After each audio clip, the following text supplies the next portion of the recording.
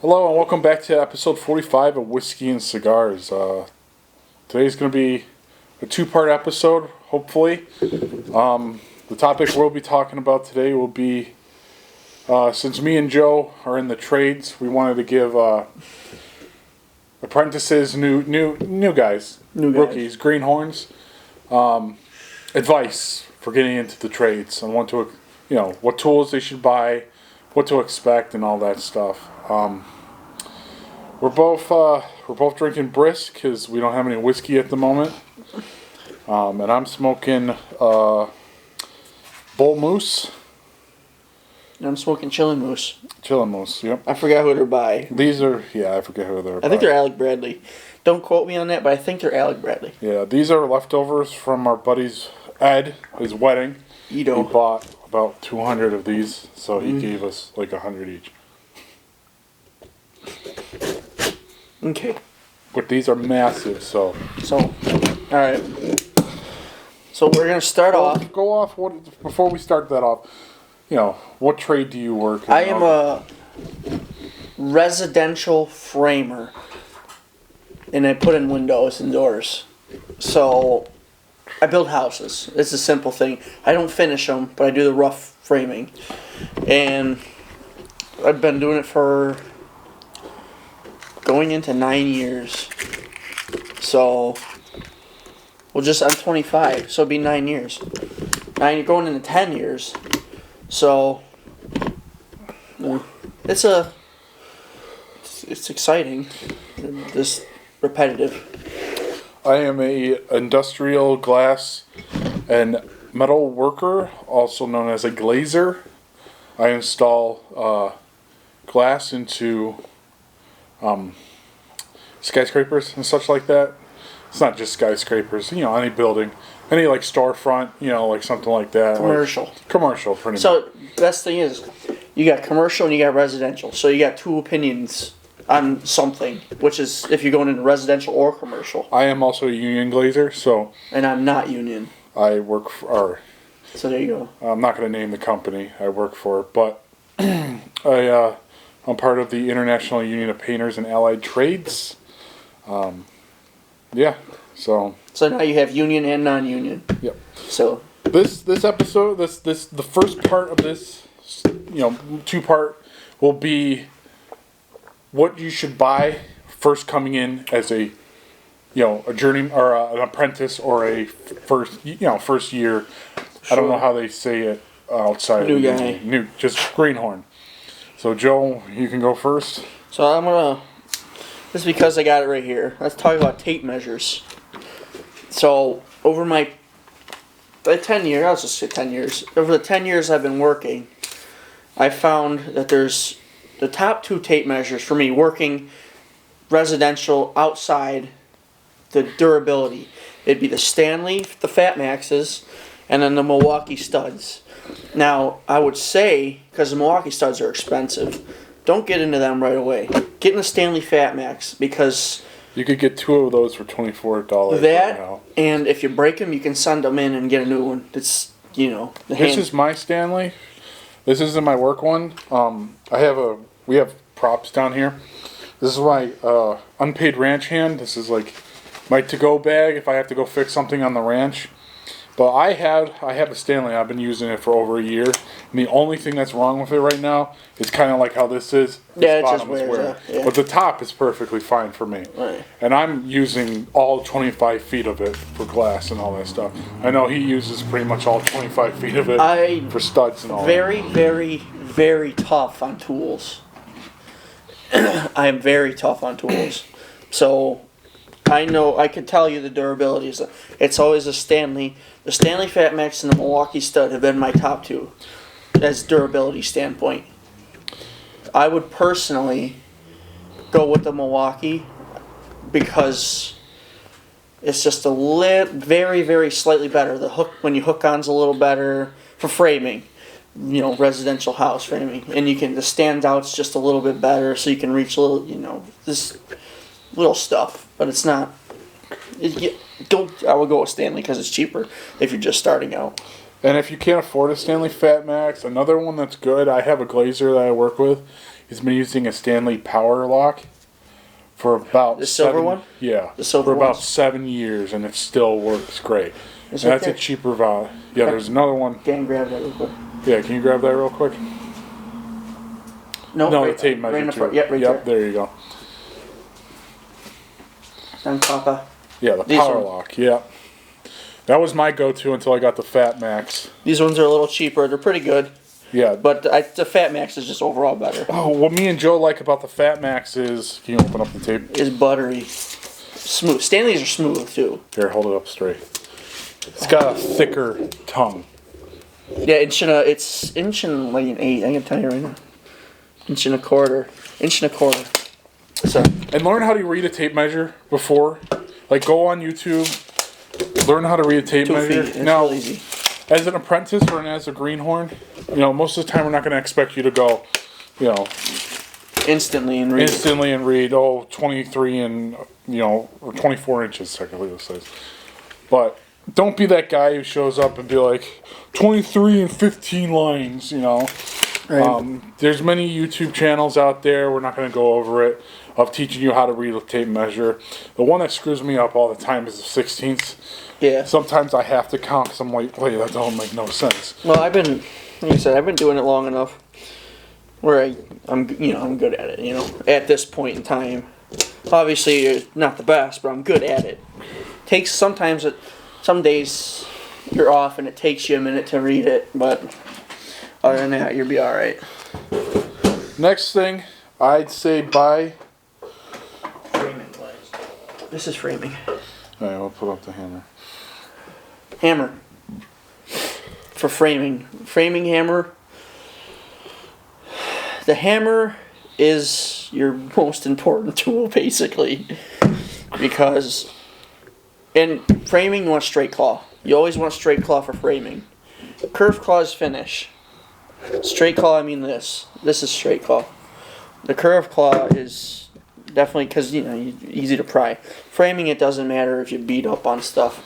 But not even just framing. I mean, I use the regular S-swing or E-swing, or however, I hear it both ways Right, yeah. all the time. And, I mean, I'm using the straight claw to pry open wooden crates full of glass. I'm using it to cut bands on the metal scaffolding that we have to sometimes open.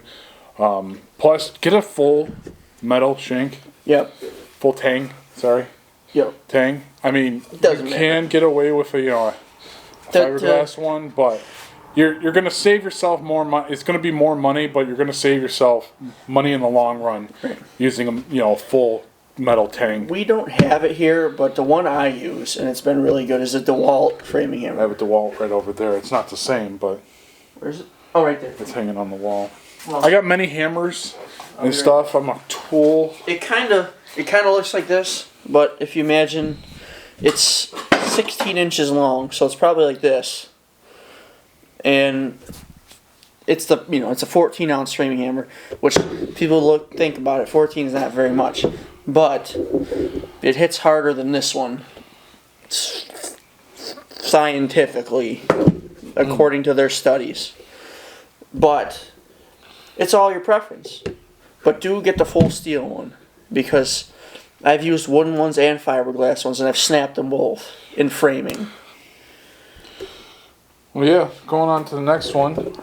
The second thing is, and I'm just using these aren't the actual ones I use, is drill and impact. Note the difference.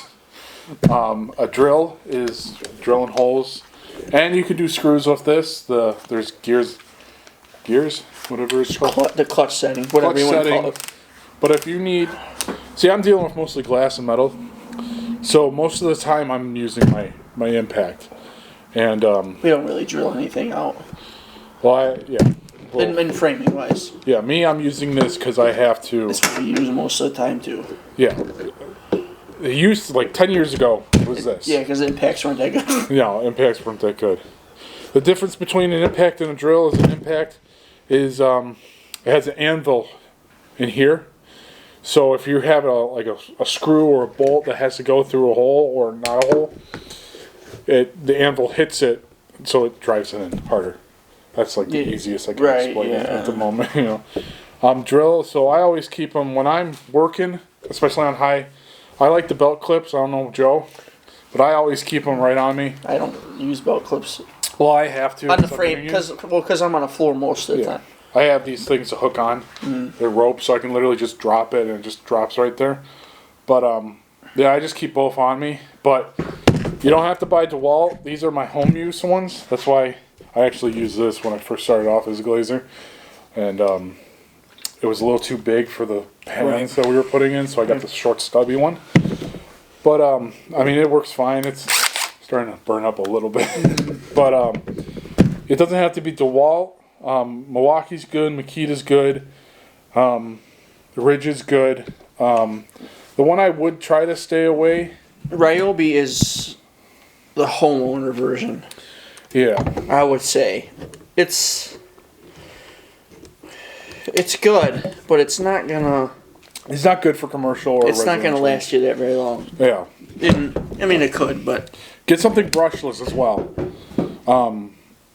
It'll last longer. These aren't brushless. This is why I don't use them on a job site. I have the atomic version, which are smaller and better, and they're brushless. So, yeah, get yourself. You can find They sell these in pairs all the time, especially around now, which is the 11th, so Christmas time. So you can find these are always on sale. But that's pretty much the three basic things that you should have on your first day. And a square for framing.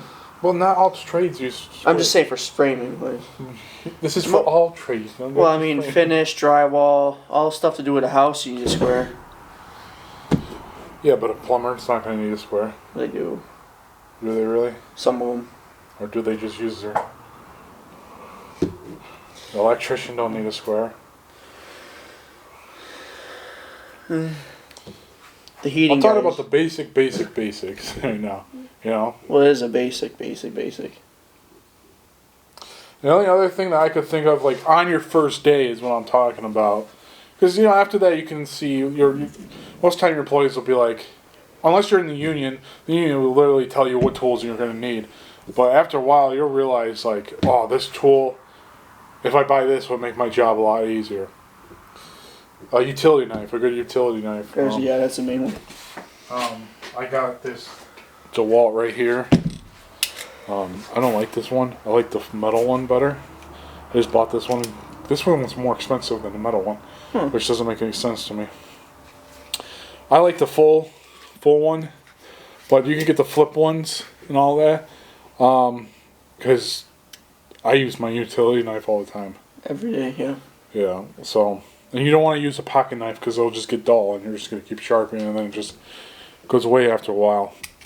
But yeah, that's those are like the four basic things that you should need on your first day. And after that day, you can go home and be like, all right, I'm going to need this, I'm going to need this. Like an honorary mention is like a square and all that, but tool belt, yeah. Tool belt. For most residential trades, you're going to need the square tool belt. And industrial, I don't know about the commercial stuff, but I would think framing and like that stuff. I don't know about windows and all that, but you're going to need a tool belt. Yeah, well, over like the next couple weeks, like when I first started off, I had the basic tools. I had, because I didn't want to bring in most of my tools from home. And after a while of doing it, I'm like, you know what? I went out and I bought some tools. Like I'm a glass worker, laser, but I use lineman pliers because they're the best, in my opinion, of gripping, chunks of metal that I have to rip off to fit a piece of glass. And I don't use pliers, so. Well, Titan bolts. We got Titan bolts, but we use the impact for that, so. Yeah. There you go. So when you get into your trade, electrician. That's all tool specific. It's all tool specific, but those are like the four main. The main tools. Main for every trade. So, if you want to get into it even more, you can. Yeah, I don't use any of the pliers really, so. Depends on your trade. The only trade that is very different from the rest of them is being a mechanic. So. And neither of us are mechanics. Yeah. So they need a lot more tools for that. But we're ending this part 1 of this episode. Part 2, we're going to be talking about what to expect on your first day of working on a job site or as an apprentice or greenhorn. Thank you for watching. Catch us in the next episode. God bless America.